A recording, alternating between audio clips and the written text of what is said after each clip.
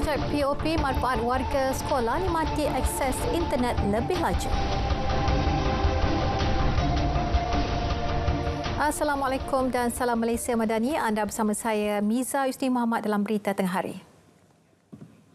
Sebanyak 3.9 bilion ringgit diperuntukkan oleh Kementerian Komunikasi dan Digital KKD bagi meneruskan pelaksanaan projek Point of Presence POP Fasa 2. Dan menurut Menteri Komunikasi dan Digital Fahmi Fadzil, perancangan Fasa 2 projek itu melibatkan 3,693 buah lokasi berhampiran sekolah di kawasan luar bandar. Pelaksanaan projek Point of Presence ini menjadikan lokasi berhampiran sekolah. Contohnya SMK Datuk Undang Haji Adnan ini sebagai hub penyediaan infrastruktur jalur lebar gentian optik. Bila sebut ni selalu susah nak sebut, panjang. Ya. Infrastruktur jalur lebar, broadband, gentian optik, fiber optik. Ini untuk anak-anak ni, ini adalah perkataan-perkataan yang menjadi orang kata kebiasaan, harus menjadi kebiasaan untuk kita, fiber optik ya. Dan sekolah ini menjadi hub bagi fiber optik broadband ini untuk kegunaan sekolah, kawasan perindustrian, premis-premis kerajaan seperti hospital, klinik desa, balai polis, balai bomba dan lain-lain. Selain itu, komunitis kita juga akan menikmati perkhidmatan jalur lebar berkelajuan tinggi yang lebih stabil. Beliau berucap merasmikan POP Zon Selatan di Sekolah Menengah Kebangsaan SMK Datuk Undang Haji Adnan Rembau di Negeri Sembilan sebanyak 36 buah lokasi POP dengan 3,744 buah premis telah dilengkapi dengan kemudahan POP dan sedia untuk dilanggan. Secara keseluruhan dianggarkan sebanyak 432,300 buah premis bakal menerima perkhidmatan jalur lebar berkelajuan tinggi di seluruh negara apabila projek ini selesai dilaksanakan. Sementara itu, warga sekolah yang ditemui menyifatkan projek berkenaan banyak memberi manfaat dari segi pembelajaran dan pengajaran. Untuk kami di SMK Datuk Undang Haji Adnan ni kategori sekolah grade B, sekolah berada di luar bandar lah. Jadi capaian internet tu memang kita katakan agak kurang memberansangkan. Jadi program seumpama ini saya kira ia adalah satu program yang sangat baik dan saya kira ia akan beri manfaat yang kita akan dapat lihat sama-sama dalam apabila diguna pakai oleh guru-guru dan para pelajar selepas. Sekarang ni kita dalam era untuk belajar dalam secara talian kan. Dalam kelas pun kita sekarang belajar menggunakan LCD dengan menggunakan YouTube kan. Sekarang kat kelas kita perlukan capaian internet yang laju untuk kita akseskan. Memang lebih mudah sebab kita lebih cepat nak, tak ada gangguan lah, orang cakap tak ada gangguan untuk kita belajar dengan menggunakan internet ni. Kementerian Kewangan MOF menafikan maklumat mengenai tambahan pemberian sumbangan tunai rahmah STR sebanyak RM600 bersekali bayaran STR Fasa 3 seperti yang tular di media sosial Telegram.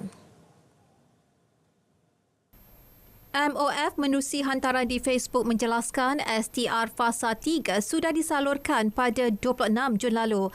Tempoh permohonan rayuan pula dibuka mulai 3 hingga 31 Julai bagi memastikan program tersebut disasarkan kepada yang layak. Pemohon boleh mengemukakan dokumen berkaitan untuk semakan semula oleh Lembaga Hasil Dalam Negeri Malaysia LHDNM menerusi pautan yang tertera. Menurut kenyataan itu lagi, orang ramai dinasihat agar tidak menyebarkan maklumat yang tidak benar, sebaliknya merujuk sumber rasmi untuk mendapatkan maklumat yang tepat dan sahih. Bilangan projek sakit di Malaysia boleh menjangkau lebih 1,000 kes sekiranya tiada intervensi daripada kerajaan. Timbalan Menteri Pembangunan Kerajaan Tempatan Akmal Nasrullah Muhammad Nasir berkata kementeriannya kini menumpukan usaha mengawal projek-projek sakit daripada terus bertambah. Setakat 30 April lalu, 481 projek sakit direkodkan di seluruh negara. Akmal yang mengetuai jawatankuasa khas projek perumahan swasta sakit dan terbengkalai berkata pihaknya akan terus memantau dan menjalankan intervensi bagi meredakan peningkatan jumlah projek sakit di dalam negara. Kita sekarang ini tengah cuba meredakan keadaan tersebut. So we try to not just siapkan ataupun cuba lancarkan balik projek yang dah sakit, tapi juga kita sekarang ni tengah bertarung untuk kekang daripada projek-projek ni jatuh sakit. Bagaimanapun, kementeriannya sedang meneliti kemajuan semua projek sakit di dalam negara sebelum ia dipertimbangkan untuk dikeluarkan daripada senarai itu. Ini kerana daripada 481 projek sakit berkenaan, ada antaranya menunjukkan kemajuan yang baik. Pelajar lelaki 14 tahun yang dicaki mencekik adik kandungnya hingga mati di rumah mereka di Kampung Bukit Piatu, Melaka tengah hari semalam di Tan Reman pagi ini. Siasatan kes dibuat mengikut Seksyen 302 Kanun Keseksaan. Ketua Polis Daerah Melaka Tengah, Assistant Commissioner Christopher Patit berkata, suspek dibawa ke Kompleks Mahkamah Melaka di Aikeroh kira-kira pukul 10 pagi tadi. Dalam kejadian semalam, seorang kanak-kanak lelaki berusia 9 tahun mati selepas dipercayai dicekik abangnya Muhammad Haziq Damiri Najli, anak ketiga daripada 4 beradik maut dengan kesan kecederaan di muka, hidung dan leher. Kejadian disedari ibu mereka yang terlihat perbuatan suspek melalui sistem kamera lita tertutup CCTV di telefon bimbitnya sebelum menghubungi jiran untuk membantu memeriksa keadaan anaknya.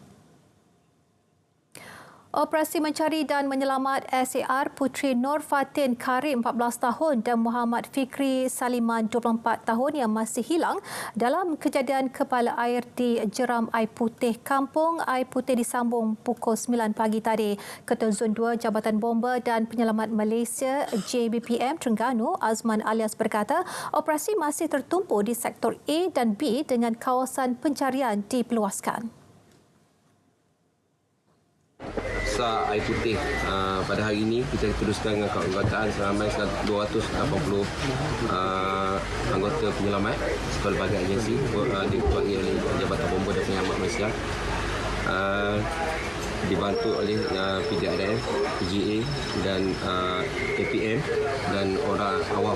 Ada tu juga membantu hari ini diikuti dengan unit aman yang baru saja melakukan ini. Okey, untuk makluman hari ini kita pengoperasian dalam berskala besar. Okay. Lebih ramai daripada hari pertama, hari kedua, hari ketiga. Hari ini kita pecah kepada kumpulan 15 kumpulan pengoperasian dan kita akan bertumpukan di sektor-sektor yang mana yang kita belum jejaki sebanyak 35% daripada kawasan pencarian, iaitu yang mana yang saya tunjuk kawasan yang bertanda merah ini adalah kawasan yang belum kita masuk dan kita akan masuk sudah diatur gerakkan di mana sektor A ada 6 kumpulan, sektor B ada 6 kumpulan dan yang baki lagi kita akan buat pencarian secara menyeluruh di sektor B. Khidmat anjing pengesan K9 dan unit drone sektor A dan B turut digunakan. Pencarian di sektor A dibuat dari Menara Sapura sehingga ke Jambatan Lama Kampung Teladas seluas 6.3 km. Manakala sektor B bermula dari belakang Sekolah Menengah Air Putih menghala ke Ladang Jagung di Pos Kawalan Hadapan PKH sehingga ke perangkap sampah Sungai Pinang. Operasi SAR mencari 10 mangsa tragedi kepala air itu telah dimulakan pada Ahad dengan 8 mayat telah ditemukan setakat ini.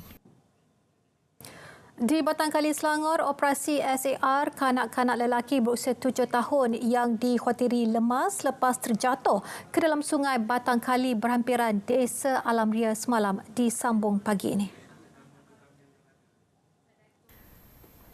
Pengarah Jabatan Bomba dan Penyelamat Selangor Wan Mat Razali Wan Ismail berkata mangsa dikenal pasti sebagai Ahmad Ahmad Akhtar Tajul Azwa. Operasi dilakukan oleh anggota penyelamat menggunakan teknik water surface searching di laluan sungai kira-kira 1 km dari kawasan kejadian mangsa dikhawatiri terjatuh. Mangsa dilaporkan terjatuh sekitar 7.15 malam tadi. Kerja-kerja mencari dan menyelamat ditangguhkan pada 11.30 malam. Usaha menotahkan kemiskinan masyarakat luar bandar perlu terus dipertingkatkan. Setiap agensi di bawah Kementerian Kemajuan Desa dan Wilayah KKDW. Timbalan Perdana Menteri Datuk Seri Dr. Ahmad Zahid Hamidi yang juga Menteri KKDW berkata kerjasama antara agensi mampu mencapai hasrat menotahkan kemiskinan seperti yang disasarkan oleh Perdana Menteri. Setiap rancangan dan program yang dilakukan perlu mempunyai keberkesanan dan impak terhadap kumpulan sasar iaitu rakyat luar bandar. Dan saya harap sasaran untuk menoktahkan miskin tegar ini mesti dilakukan oleh agensi-agensi wilayah ini kerana kebanyakan berada di sana. Tetapi jangan lupa masyarakat di bandar yang dipanggil sebagai urban poverty itu juga berada di bandar. Kemiskinan tegar. Biarlah agensi lain yang melaksanakan. Soalnya kita yang menjaga Kementerian Kemajuan Desa dan Wilayah mesti melakukannya dan menterjemahkan apa yang disasarkan oleh Yang Berhormat Perdana Menteri. Ini merupakan sesuatu yang mesti dilakukan secara berterusan dan kita boleh memodifikasikannya asal kita terus membawa beberapa perubahan. Yang demikian, saya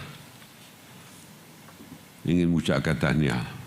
Setakat hampir 8 bulan ini, saya berpuas hati dengan kepimpinan KKDW. Datuk Seri Dr. Ahmad Zahid berucap pada Majlis Perhimpunan Bulanan KKDW di Putrajaya. Barisan Nasional BN menghormati keputusan parti komponennya MCA dan MIC untuk tidak bertanding dalam Pilihan Raya Umum Dewan Undangan Negeri ke-15 PRU DUN ke-15. Pengerusi BN Datuk Seri Dr. Ahmad Zahid Hamidi berkata pihaknya menghormati keputusan dibuat pimpinan tertinggi kedua-dua parti tersebut. Saya menghormati sebagai pengerusi Barisan Nasional, saya menghormati keputusan yang dibuat oleh kedua-dua parti daripada keputusan kepimpinan tertinggi parti itu.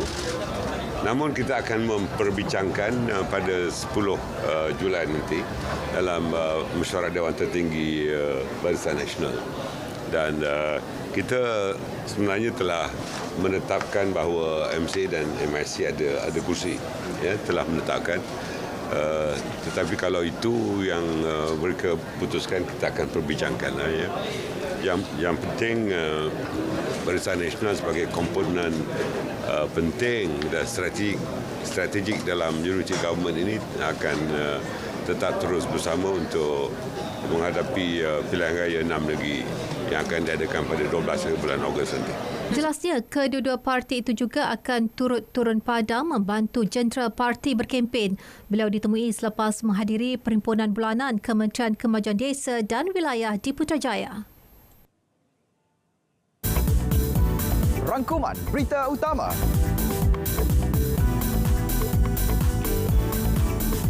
Esensi ringkas, padat dan benar. Saksikan setiap hari Kanta 744 mendahului berita.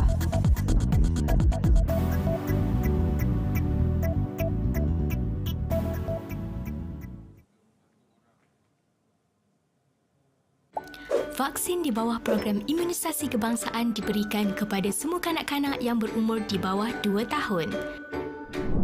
Bayi akan menerima suntikan BCG dan hepatitis B sejurus selepas kelahiran.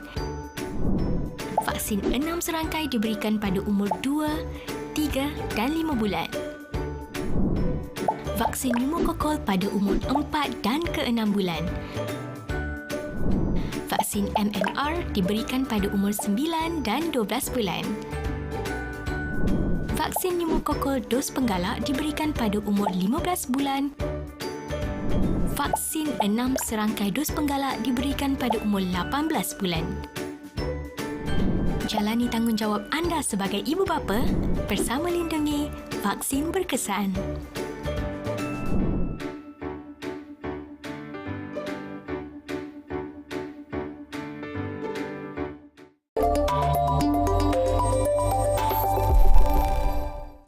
Bertemu kembali. Cadangan kumpulan wang simpanan pekerja KWSP untuk menjadikan pengeluaran secara berkala atau bulanan secara mandatori apabila pencarum mencecah umur persaraan 55 tahun di peringkat akhir perbincangan. Kerajaan juga tiada halangan untuk melaksanakan cadangan tersebut. Jelas Perdana Menteri Datuk Seri Anwar Ibrahim, cadangan tersebut adalah mengikut keupayaan KWSP dan beberapa kekangan yang perlu dilihat secara terperinci. Itu masih di peringkat akhir. Saya tidak ada keberatan. Dia ikut keupayaan KWSP seperti mana kita sebut. Dengar ucapan Datuk Seri Amir Hamzah sebentar tadi, ada beberapa kekangan, terutama di kalangan yang simpanannya terlalu kecil. Beliau menjelaskan kepada media selepas merasmikan Persidangan Kesejahteraan Sosial Antarabangsa ke-10 2023 ISWC 2023 dan melancarkan aplikasi iAccount KWSP di Ibu Negara. Semalam Ketua Pegawai Eksekutif KWSP Datuk Seri Amir Hamzah memaklumkan KWSP tidak menolak kemungkinan untuk mempertimbangkan menjadi pilihan pengeluaran secara berkala atau bulanan apabila usia persaraan mencecah 55 tahun. Dan buat masa ini, pilihan tersebut boleh dibuat secara sukarela tetapi wajib bagi ahli baru pada masa depan. 96% syarikat Jepun mahu terus kekal di Malaysia dengan separuh daripadanya ingin mengembangkan perniagaan mereka di negara ini. Perdana Menteri menerusi hantaran di Facebook berkata statistik itu berdasarkan tinjauan pertumbuhan perdagangan luar Jepun. Beliau yang juga Menteri Kewangan menjelaskan kadar pengembangan itu lebih tinggi daripada purata bagi ASEAN dan kedua tertinggi di rantau ini. Malaysia dan Jepun terus meraihkan hubungan diplomatik yang kukuh dengan kini masuk ke tahun ke-65 dengan satu pertemuan bersama Duta Besar Jepun ke Malaysia semalam. Jepun merupakan antara rakan dagang terpenting serta keempat terbesar Malaysia dengan jumlah dagangan RM181.51 bilion tahun lalu. Jepun turut disenarai salah satu sumber utama pelaburan langsung asing FDI ke Malaysia dalam projek-projek sektor pembuatan dengan pelaburan bernilai RM91.14 bilion dan lebih 336,000 peluang pekerjaan dijana. Bank Negara Malaysia BNM dan institusi pembankan disaran memberi pendedahan kepada orang ramai berhubung aspek-aspek positif sekiranya pelarasan kadar dasar semalaman OPR dilaksanakan. Dan menurut Ketua Ahli Ekonomi Maybank Investment Bank Suhaimi Ilyas, ini termasuk pulangan kepada pelaburan dan simpanan serta galakan untuk meningkatkan tabungan. Berkongsi maklumat, berkongsi information tentang produk-produk kewangan yang boleh membantu mereka sedikit sebanyak juga mendapat faedah daripada kenaikan OPR. Bukan hanya sekadar bercakap tentang bayaran balik hutang meningkat. Jadi seimbangkan. Sebab bagi saya konsep pendapatan ni sekarang kita tak boleh lihat kepada pendapatan daripada penggajian semata-mata. Jawatankuasa Dasar Monetari BNM dijangka mengumumkan keputusan mengenai OPR terkini petang ini selepas mengadakan mesyuarat selama 2 hari. Sebelum ini, BNM mengumumkan peningkatan 25 mata asas menjadikan OPR semasa pada 3.0%. Bursa Malaysia dibuka rendah apabila petunjuk daripada prestasi semalaman Wall Street yang lemah dan ini berikutan minit mesyuarat jawatankuasa pasaran terbuka Persekutuan Amerika Syarikat pada Jun memberi petunjuk kepada lebih banyak kenaikan kadar pada akhir tahun ini. Dan setakat pukul 12.30 hari tadi, Bursa Malaysia turun 6.54 mata kepada 1,383.36 mata. Tiga kaunter saham aktif antaranya Comac turun 1 sen kepada 5 sen, Jadim naik 1 sen kepada 22 sen dan Capital A naik 2.5 sen kepada 83.5 sen. Manakala saham yang mencatatkan keuntungan pula Malaya Cement Berhad naik 8 sen kepada RM3.28, MSC naik 8 sen kepada RM2.14 dan OMH naik 8 sen kepada RM1.57. Ringgit dibuka rendah berbanding dolar berikutan mata wang Amerika Syarikat itu mengukuh susulan minit mesyuarat jawatankuasa pasaran terbuka persekutuan yang menunjukkan Rizab Persekutuan komited untuk menaikkan kadar faedah selepas dihentikan sementara pada Jun, dan pada pukul 12.30 hari ringgit diniagakan pada 4.65 berbanding dolar Amerika. Berbanding dolar Singapura, ringgit disebut pada 3.43 dan berada pada 3.22 berbanding yen. Ringgit diniagakan pada 5.91 berbanding pound sterling dan disebut pada 5.04 berbanding euro. Manakala berbanding baht pula, ringgit didagangkan pada 13.24.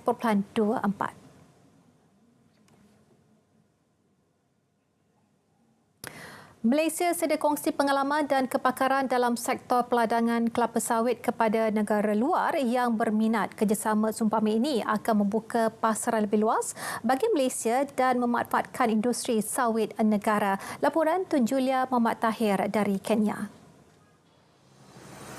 Menerusi bajet tahunan yang dibentangkan untuk tempoh Julai 2023 hingga Jun 2024, Kerajaan Kenya berhasrat memulakan projek ladang kelapa sawit di negara ini. Ia merupakan satu berita yang baik untuk pemain industri di Malaysia bagi mengembangkan pasaran, bukan hanya mengeksport produk berasaskan sawit, malah membuka ladang sawit di Kenya. Populasi yang tinggi serta peningkatan pendapatan boleh guna menjadikan Kenya serta Afrika Timur sebagai destinasi pelaburan minyak sawit yang berpotensi tinggi. Justru, perkongsian dan kerjasama strategik Malaysia-Kenya perlu diperluas untuk meneroka platform perdagangan baharu, terutama dalam sektor perladangan. Kita perlu collaboration. Kita tidak boleh duduk bersendirian dalam pasaran dunia. Persaingan ada satu yang baik. Sebab itu kita melihat bahawa ini merupakan peluang. Kalau mereka ingin membuka ladang, di sinilah peranan kita untuk membekalkan ekspertis kita. Dari segi research development, ergonomis kita, untuk memberi technical support kepada mereka dan menggalakkan syarikat kita venture sebagaimana kita melaksanakan dengan Indonesia. Pelaksanaan pensijilan minyak sawit mampan MSPO juga memberikan lebih keyakinan kepada negara luar. Ini kerana MSPO memfokuskan kepada 3 perkara, iaitu penjanaan keuntungan, melestarikan alam sekitar dan mencari keseimbangan keperluan manusia. Ia akan menjadi contoh penerapan amalan perladangan sawit yang baik. Tun Julia Muhammad Tahir, Nairobi, RTM.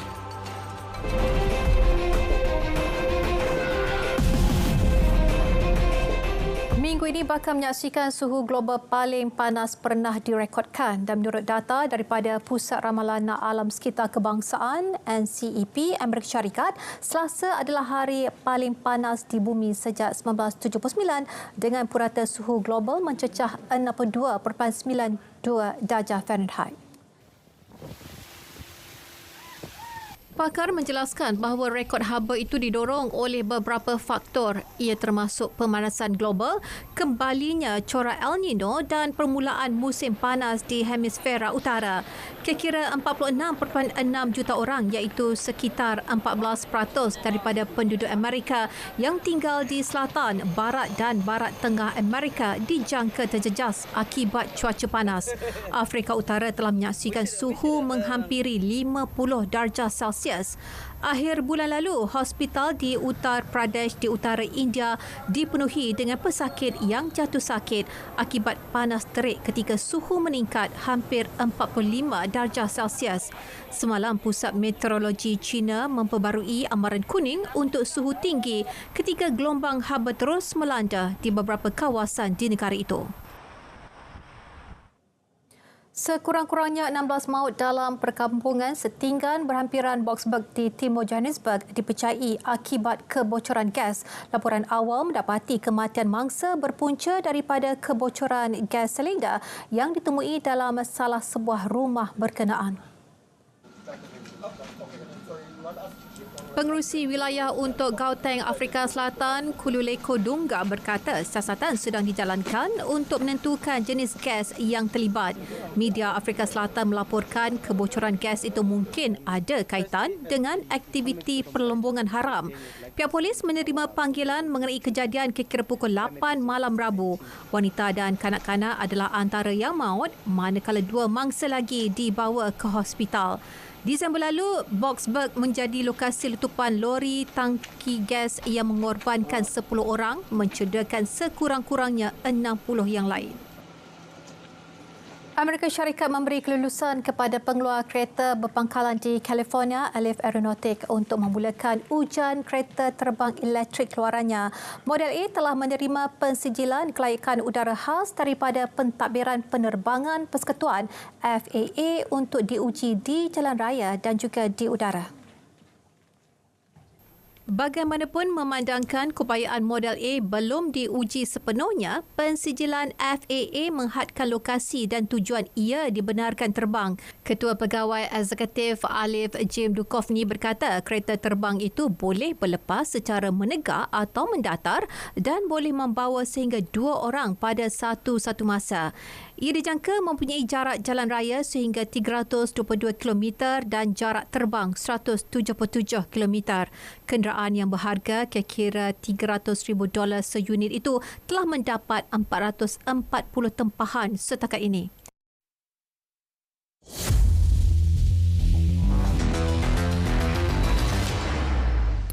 Kejuaraan tenis Wimbledon, pemain nombor 2 dunia Novak Djokovic berdepan tentangan sengit sebelum berjaya melangkah ke pusingan ketiga. Berdepan Jordan Thompson dari Australia, Djokovic selaku juara bertahan berjaya menguasai set pertama untuk menang 6-3. Namun 2 set berikutnya menyaksikan Thompson tampil lebih agresif untuk mengheret perlawanan ke tiebreak sebelum tewas 6-7 dan 5-7. Keputusan itu meletakkan Djokovic sebaris dengan Roger Federer dan Serena Williams yang mencapai 350 kemenangan dalam perlawanan Grand Slams. Turut layak ke pusingan ketiga, pilihan kelima kejohanan Stefanos Tsitsipas yang memerlukan hampir 4 jam sebelum dapat menewaskan pemain Austria Dominic Thiem. Tsitsipas bermula dengan agak goyah apabila tumpah set pertama 3-6. Dia kemudian memperbaiki permainannya untuk menang 2 set berikutnya 7-6 dan 6-2 sebelum tewas 6-7 di set keempat. Set penentuan juga berlangsung sengit, namun Tsitsipas berjaya mengawal tekanan dengan baik untuk menamatkan perlawanan dengan keputusan 7-6. Dalam kategori wanita, pilihan utama Iga Swiatek tidak berdepan masalah untuk menjinakkan pemain Spanyol Sara Sorribes Tormo dengan keputusan straight set. Swiatek bermula garang untuk mendominasi set pertama dengan kemenangan 6-2. Bersambung set kedua, juara 4 kali Grand Slam itu terus enggan memberi ruang buat Tormo menyusun langkah. Swiatek mempamerkan asakan-asakan yang agresif dan pertahanan ampuh membuatkan Tormo seakan mati langkah untuk menang 6-0. Baik, berita tengah hari berakhir di sini. Salam Malaysia Madani, tekad perpaduan penuhi harapan.